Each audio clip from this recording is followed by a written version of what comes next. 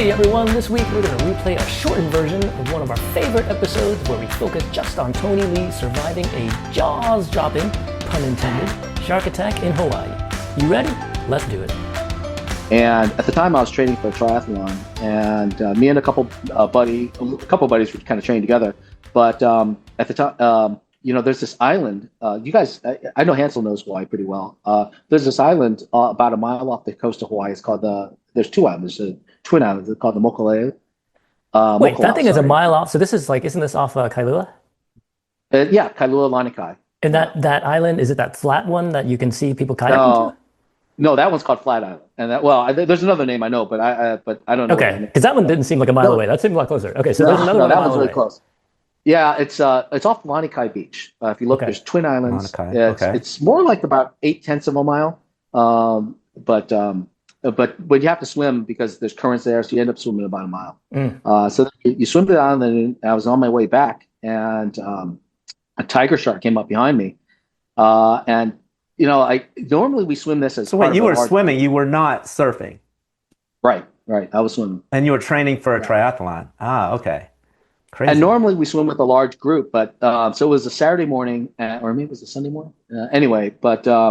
It was a large, but the night before, my buddy Maz and I had gone out, have a couple drinks, and the training group started at 7 a.m., but couldn't make it up in time. Yeah. So we figured, So both him and I overslept. So in the morning I called him up and said, "Hey, you want to just do the swim, just the two of us?" And that was probably a mistake because you want to stay in, the biggest thing is you got to stay in numbers, and because sharks don't want to attack groups. And so it's just the two of us, and it had been raining, so the water was a little cloudy. We got to the island okay, but on the way back, so there's a large current that comes off the island. And so the first 100 yards or 200 yards, you don't try to stay, you just swim hard, because if you try to wait for somebody else, you get pushed by the current. So the way you do it is you swim hard for the first 150, 200 yards, and then you get into the center channel where there's no current, and then you wait for people to catch up there. And so that's what happened. I was ahead of my buddy, and I was in that central current, or that central channel area where there's very low current. And I was just swimming very slowly, kind of waiting for Maz to come up. And all of a sudden, I didn't even see it coming. It was, like I said, the water's a little cloudy, and it just, my feet were kicking like a flutter kick, and it just came and grabbed both my feet in its mouth. Both? Yeah. I found so you were swimming forward. You weren't treading. You were swimming forward. So you're kind of a little flutter kick, but then both legs are locked in all of a sudden.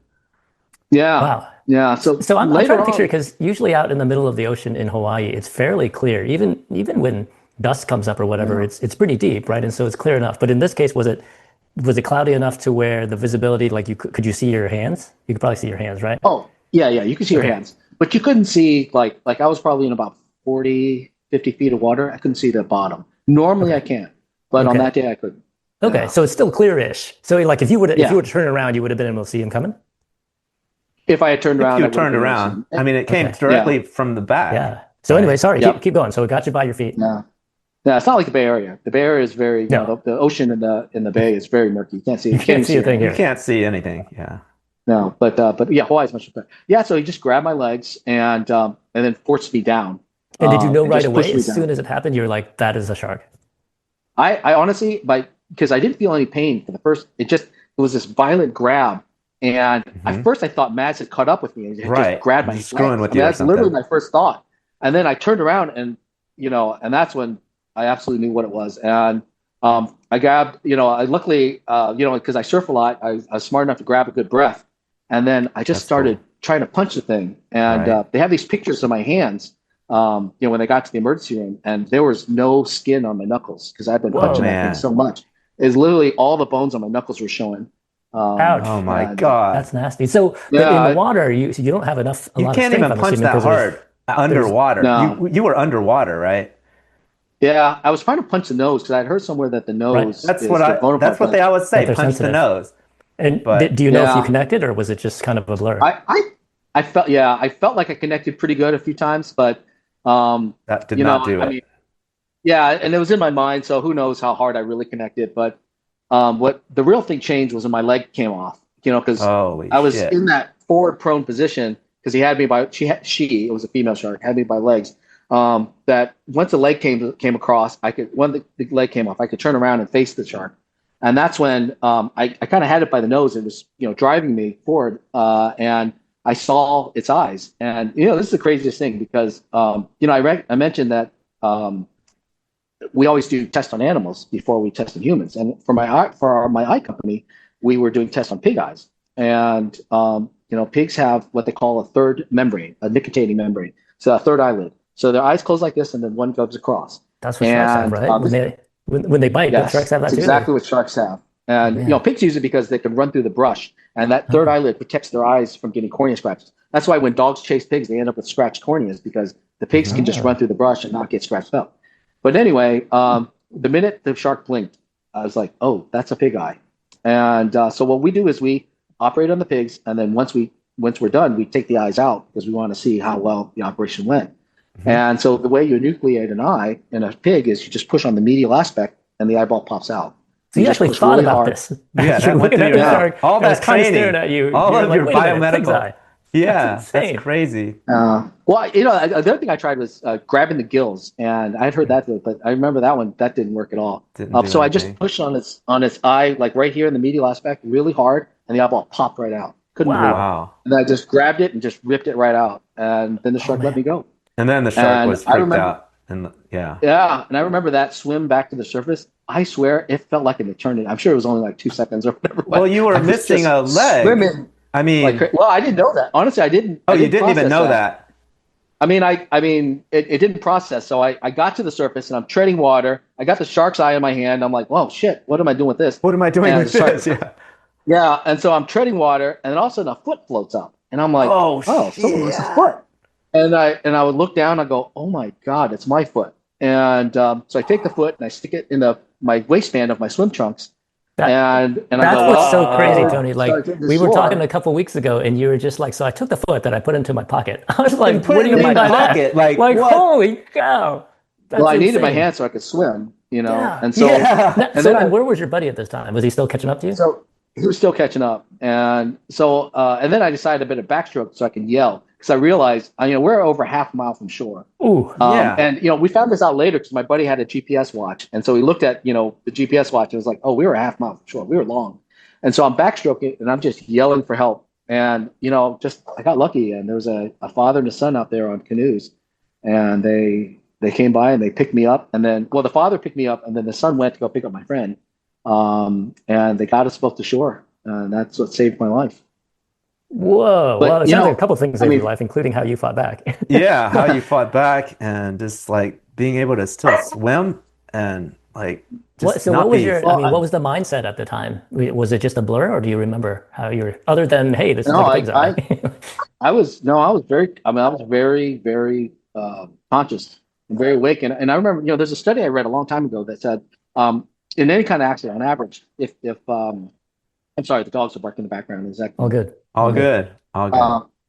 If you make it to the ambulance, your chance of survival goes up to 50% right away. If you make it to the ER, it goes to like 90%. So my whole goal was I have to make it to the ER. If I make it to the ER, I'm going to live. So whatever I had to do, I just had to remain conscious. So I was sitting there. I couldn't even breathe at that point because I literally was just out of blood.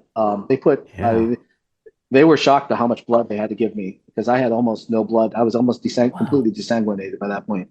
And I was just yet you're thinking about these statistics and stuff because your brain barely has any blood left, and you're thinking 90%. I got to get to the. Because the time it took. At that kind of a wound must have just been pouring all like your blood. I don't even know how you could have had enough to. I got very, this is just all the stuff I found out later. But one of the doctors was telling me, you got really lucky because. He says it's amazing. Some of the vessels clotted off, and he said it just shocking because usually in salt water those vessels will not clot. But he said somehow some of those vessels clotted. The vessel there's no blood, there's no pressure in it, so it just collapsed on itself and it clotted for some reason. Oh wow! That probably. Do you mean like naturally clotted, like with platelets or whatever? Like, really? And then, when the father finally caught up, and his name is Julian Liverton, he did take his rash guard and tried to tie a tourniquet, but it's both my legs and. It's really hard to tourniquet with a rash guard. So yeah, I'm sure. Wow. So were you pretty? I mean, it sounds like you were pretty.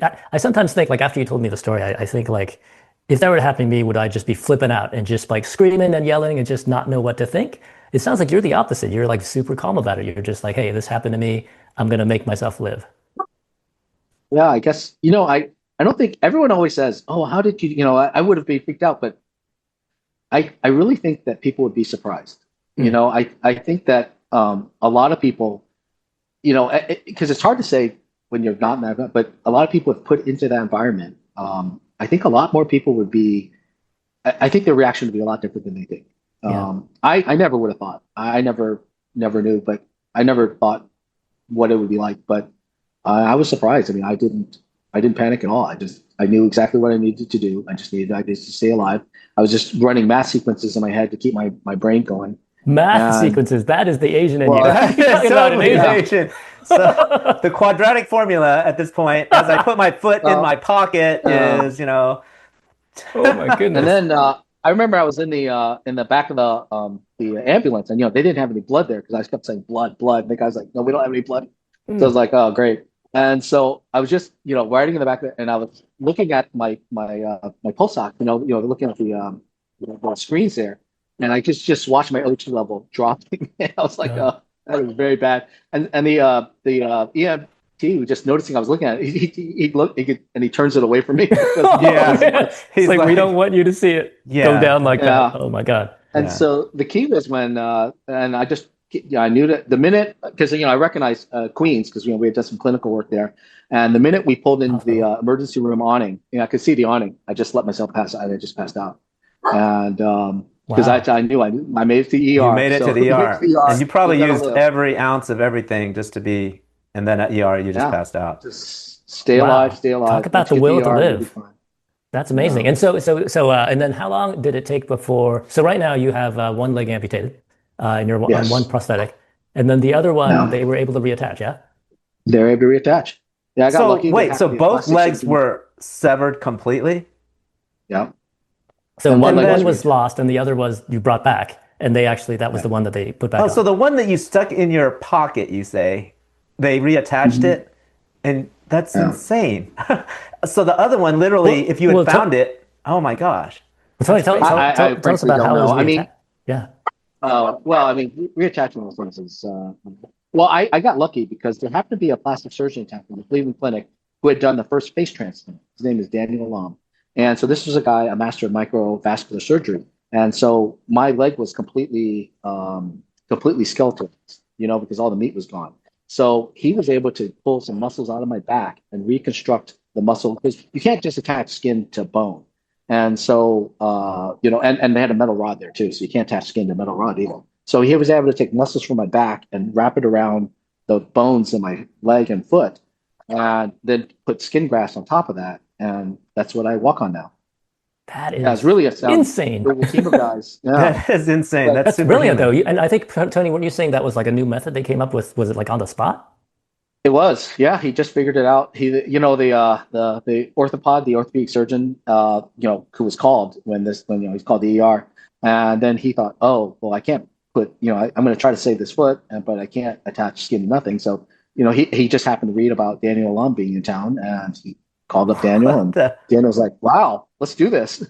Let's do this. We got crazy, yeah. And so you can put weight on your foot now, right? I mean, when you walk, when I saw you walk, it's, you're even with the prosthetic and this other foot, you look, pretty normal. Like I wouldn't have known if you didn't tell me, if you had wear long pants. Well, thank you. I take that as a compliment. Thank you. Believe me, it took 3 years and 9 surgeries. I was in and out of the ER, or not ER, but in and out of the OR. I was getting a lot of surgeries, and then I had to, every time after they change and mix it, they try to fix something, you have to learn how to walk again. And that's a process. There's the thing called parallel bars, and that's what, there's a room with mirrors all around it, and there's parallel bars, and you just pull yourself off the ground, and you use the parallel bars, and you watch yourself in the mirror, and because I don't have a lot of nerve sensation down there, and especially not, clearly nothing on the prosthetic, but even on the other leg, I have very little nerve sensation. Probably lost some nerves, yeah, for sure.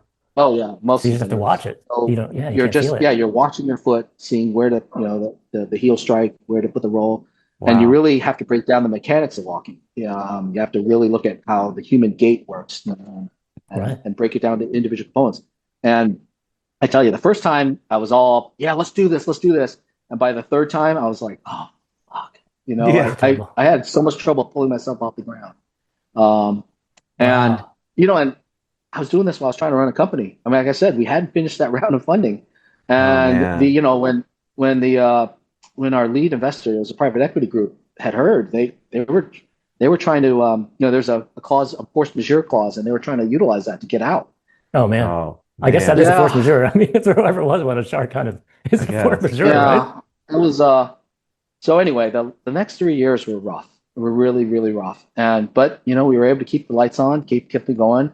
Man. Um, and that's why in 2019, it was time to walk. I mean, we got everything back to working and moving forward, and it was the time to step away. It was just, I So, mean, I so can't tell you you were how many nights were you still I was involved? I mean, just. so you were still so you were in the hospital, I guess, for a while, and then as soon as you're out, were you like, hey, I got to go back and like finish this round of funding, or like what was your mental That's state? exactly what I was. I was doing Zoom Wow. call. Well, it was back then it was Skype, but I was doing Skype calls from the hospital. And I spent 3.5 months in the hospital the first time. Hmm. And literally within a week of being in the hospital, I was walking with a walker, and I was Wow. on a plane to Beijing. And, On Oh a my plane to because that's where the private God. equity Jeez. group. You are Uh, nuts. and the hard part is, I mean, a lot of people in Because the US, they don't understand the American with Disabilities Act, how great it is. I mean, we have this great infrastructure in America, and people uh, don't appreciate how great it is. I mean, we have handicap hotel rooms. We have all these accommodations, and even in very developed countries, in London and in Europe, they don't have this. You go to London and you that's ask for, true. and these are the nicest hotels in the world. You ask, do you have a handicap room? Nope, we don't have anything Hmm. like that. Yeah, I I mean, remember that's in true. When I've Beijing, traveled in international places, nice places, and it's like, how would a wheelchair get through here? And I'm like, they wouldn't. I mean, there's just I was at not the much room. Hyatt in downtown Beijing. I mean, this is the Grand Hyatt, beautiful, brand new hotel, one of the Oh, most five beautiful hotels in star. the world. Yeah, and I was asking I was checking in to ask for a handicap, and she goes, "Oh no, we don't have any handicap." I go, "Well, do you have any kind of like? Because I can't stand up in the shower. I need some kind of chair." She goes, "Well, we don't really do anything like that." I go, "Well, what do handicapped people do in China?" And she took to me and she goes, "In China, handicapped people stay at home." I was like, Oh "Oh, man, that she answers actually my said that question." to you? Holy cow, That's exactly what she Wow. said. that's crazy. Um, but that's the attitude, and which is fine. I mean, that's just the Wow. way things are Different in this country. world. So now your Yeah. attitude, so your thinking is was this because it had to be you, or were you thinking like I want to do this, I want to get my funding, or was it just like I have to do it because otherwise I'd let down everybody? Yeah, I've kind of thought about that a lot. I mean, I Yeah. felt at the time it had to be me because, I mean, to be frank, well, um, yeah, I felt like it had to be me. I felt like that this was my baby and nobody's going to love this thing like I do. And a lot of that's probably ego, and a lot of that's probably when you shepherd something from the beginning and you're really caring for it, and nobody can tell the story like I Right. can, or like and that's what you feel. But that's part of walking away. And it's easy to look back now, or not easy, but that was part of walking away. And then looking back is to really be able to kind of see, well, how much of that was my own ego? How much of that was Mm. real truth? And I think that, that was one of the things, one of the perspectives I've gained is really allowing, and that's not the founder's mentality. The founder's mentality is you've got to, everything, and you got to take care of every little thing and make sure everything looks perfect. But being able to trust other people, being able to walk to, allow the organization that you built to really kind of, to go with it, to take over. That's Yeah. nuts. So I mean, I remember you were telling me, a couple of weeks ago that you remembered when you were sitting in China, like when you were going back for your funding, and you just had this catharsis, like, what the hell am I doing? Was that Yeah, kind of on your mind then? Like, what was your state of mind? Like, this is going to keep me busy, or is this like, I get this thing done so I can get out of here? that was I mean, it used to be that it was one of my greatest joys to be on the road. I Right. was excited. It was part of Mm. the game. Yeah. I was a player in the game. But I was telling you about this. I was just sitting in a hotel in Beijing, looking out the window at this beautiful skyline of Beijing after a long day of meetings, and my foot hurt. I was attached to a wound vac. During these meetings, I have to act. I do not bring a walker. I bring a walker on the plane. I bring a walker to the hotel. But then when I go to the meeting, I bring a cane because a walker just sends all the wrong Weakness. signals. Wow. Yeah. And I take the wound vac off and I put the catheters and I hide them under my pants. I tape it to my leg and leave everything in the hotel room. And I walk in there with a cane and I smile but I just, so at the end of the day, it's a painful day and I am just staring out the window and I am realizing, that what am I doing here? How much is enough? What is important in my life? And, it was a real realization, and that's when I started putting into play my exit. How do I get out of here? How do I move on? How do I move to the next step? Yeah. I mean, that's like about the Supermanest willpower ever. Like to be able to even go in there like that and put the tubes down in your pants or whatever and like act like normal in order to get your funding. Yeah. That's I mean, you said that you were willpower. in Beijing a week and a half after this happened. So, Yeah. Not after it I happened though, mean, right? After you got out. No, after I got out of the hospital. right. But Yeah. still, okay. So we got out of the Yeah. hospital. Okay. So you at least had a little bit of time. But Oh I yeah, mean, yeah. No, I shouldn't you went to be in rehab like too. some kind of therapy? Is like, do people need therapy? Right. I mean, you're adjusting to a very We've learned how to different. walk.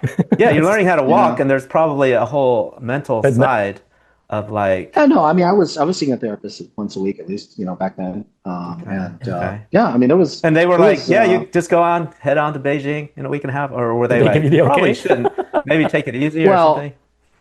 I mean, I think I was the only one that could really close this round, and there were a lot of jobs, that we had, I think, over 120 employees at the time, and a lot of other investors who had put their faith in me, Hmm. and there was a lot riding on this, and you know, um, I mean, I've never run one of these huge companies, these $1 million or million person or 10,000, 100,000 person companies. My companies are small. I mean, 100, 120 people, and you know people, everyone, their kids. You've been with Yeah. them for by that time 8 years, and I knew a lot of the guys who were counting on me for their mortgage to send their kids to college, and Yeah. um, Wow. it's I don't take that lightly. I don't take that. Yeah. Yeah. Anyway, So when you look back to it, I mean, I know you told me you think about this a lot, but when you look back to it, was it still the right call to go back there and get the funding done so soon after you came out of hospital? yes, yes, Yeah. No it's what regrets. needed to be done. Yeah. We were at the time we were running on fumes money wise. Mm. We were the 3 month delay did not help. We should have closed that round, within a month. We were running on reserves by that point, and Wow. yeah, it needed to happen, and it needed to close, and then certain other things had to happen, and That is a superhero move, man. I bet a lot of people were very thankful. It makes me think of like the Michael Jordan flu game or something, which is totally not Right. non-consequential, but like somebody who's just no, like, I'm gonna freaking do it. Like no matter Yeah. what, through hell and high water, And I'm you did gonna it. You get this got the done. funding. So That's even if insane. you said that maybe somebody else possibly could have, but like you knew you could and you did it. So in the end, that was the Wow. right thing. Yeah, good for you. That's crazy. but it gives you a lot of perspective, and that's to me it was the right move to walk away. I mean, the company had done whatever I could. Companies have different phases. They need different leadership for different phases, and it was definitely the right time to walk away. And and Yeah. then for the last couple of years, I've been sitting on a couple of boards and just And really trying having a to family. live more life. Yeah. Yeah. Met a wonderful person and who already had two kids of her own, and that's something I really missed out on. I missed out on having my own kids, and it was just a sacrifice to traveling all the time, to be in, to trying to build an empire. I guess that I never had time to, or never had the time to really have have kids of my own, The and it's family, been yeah. great. It's been so rewarding. It's been That's what you sort of realize, it's right? been Especially the wonderful. older you get, is how important the family thing is, and that's kind of like the primary, the primary goal for all of us in the end is actually family, not working your butt off every single day. Right. Yeah, from the time of the attack until I got into the OR, or got into the ER, it was about an hour and a half. Yeah. And that thought occurred to me many times. I mean, when you're sitting there and you can barely breathe, because it wasn't that I had any trouble with my lungs. It's just that there was no blood.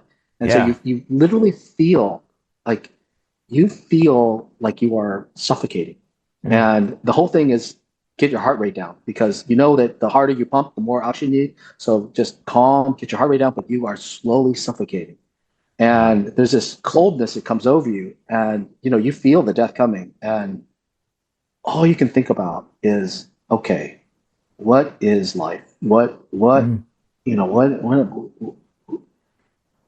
what's it about? Who am I going to miss? Who's going to miss me? What are the things that are really important? That was. And then all of a sudden, it's not just like, minutes. it's not like, usually money and those types of achievements. Like did you have this thing of like like when you said you got to the Queen's Hospital and you just kind of let yourself go? Did you have this thinking of, that's it, I'm dead? Did you have this light at the end of the tunnel thing? Any kind of like sort of death thinking like that? No, I just passed out. I mean, I wish I could say no dreams, no light. Yeah, you didn't see some light that was calling you, and then you got pulled back. I mean, so you just passed out, and then you just woke up, and it was like they had already reattached everything, and no. They at the ER they stabilize you. They pump you full of blood, 8 liters, which was well needed. That's a lot, because normally a lot. An entire body only has 5. So what? Yeah, because it kept coming out. They had to keep pumping it. Oh my goodness. Yeah, well, they saw that. Oh, and I should say, definitely donate blood if you are able to, because that's what really saved my life. If you have some time out there and was listening, please, donate blood and donate organs. I mean, but